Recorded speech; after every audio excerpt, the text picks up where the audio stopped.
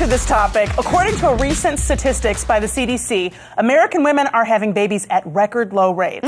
Births are at their lowest point in 30 years. Wow. In fact, there's only one group where births have increased over previous years. Women over 40. Hey! Go ahead, girl. Go ahead, lady. Making babies. The store is closed when I say so. Yes. There was a time when 40 was considered old, and it was a dark and terrible and evil time. Awful. It was evil. But now, first-time moms and lifestyles and advanced medical technologies have changed, and they're changing the way we look at it. Yes, that's right. More and more, we are hearing about women giving birth into their 50s. Right. Janet Jackson. Hello. Brigitte Nielsen. Okay, but can I say, all respect, mad respect, Brigitte, I think you're lying about your age. I'm just going to say it. You don't say that. Don't you Because she trying to say she's 54. Yeah. Well, what was she on Flavor of Love? She was 2. Okay. Because that's what I'm saying. But it is amazing to me that taboo is being broken. Mm-hmm. So, joining us today via Skype is writer and mother Toni Lynn Hornig. She recently published an article on Pop Sugar titled, "I Waited to Have Kids Until I Was Older and It Was the Best." Toni Lynn, you got married at age... Welcome, first of all. Now, thank you. You got married at age 33, but you waited until 40 to have your first child. Why did you decide to wait? Well, you know what? I was having such a good time with my husband. We were traveling. I wanted to spend time with him. I wanted to focus on my career. Yes. And honestly, I just wasn't ready. I knew that having a kid took a lot of time. It took a lot of energy. It took a lot of love. It took a lot of patience. And I wanted to focus that energy on myself and my relationship for a while. And so I just wanted to wait until I was ready to pour that into a child, and 39 and 40 felt like the right time to do that. Excellent. Now, were you concerned about the risks? You know what? At the time, I wasn't. I guess I was a little naive. I felt like I was emotionally ready, and I was healthy at 39, and I felt good. And then when I went in and said, "Hey, I'm pregnant," all of a sudden, all these old age tests popped up. And then I got a little nervous and thought, oh, this is a really big deal. Mm-hmm. And then I started taking all these tests, but they started coming back okay. And then I started settling in things being okay, and I was being optimistic, and luckily things were okay, and everybody turned out happy and healthy, and life is good.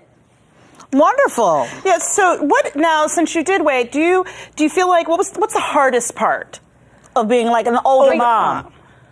You know, I know that all moms, there is a lack of sleep complaint. Yes. But I remember being in my 20s and, you know, pulling all-nighters or staying up really late. But I feel like I bounced back from that pretty quickly. Now, I do not. I have to say that lack of sleep is really challenging. And there are times when I have to give my son an iPad, which is fantastic parenting, and sit him next to me and maybe doze for 15 or 20 minutes because I can't. I have to take a little nap. You know what? You're educating him. Yes. You're using the tools of this age. Mm-hmm, mm-hmm. Thank you. That's how I see it. That's yes. what we're writing it up. Yes. Well, thank you so much for joining us today, Toni Lynn. Joining us in the studio is nurse and midwife Amy Tinney. Welcome, Amy. Thank you. So, Amy, how old is too old to have a baby? 2 hours. Oh, that's really an interesting topic. Mm-hmm. So I think if your body naturally gets pregnant on its own, you shouldn't be too old. Like if it goes out without you and like meets somebody. Yeah. So you know, decides it's ready. So you're saying if I got change in my pocket, I can buy something. Wow, what an interesting. I don't know what that means. I don't know what that means. I don't know what that means. Oh, look what up. You know when you find money in your pocket? Yes. Same thing with having a baby. Yes. No, that makes no sense, Amy. You don't even have to sign on to that crazy. Oh, we're not going to make you do that. Well, I'm saying, like, what you're saying is that if it can happen, it can happen. Right. Yes. So what are the differences in having a baby in your 20s, 30s, 40s, 50s? Well, obviously in your 20s, you have no idea what you're getting into. You're kind of naive, and usually nutritionally you don't take care of yourself. Some women are just as healthy in their 40s as they may have been in their 20s. Right. That's true.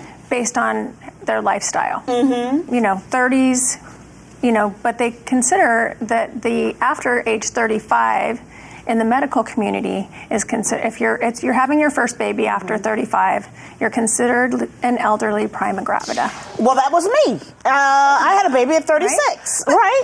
Is it me who's elderly? Just it seems so harsh of a word. I was a senior mother. Right.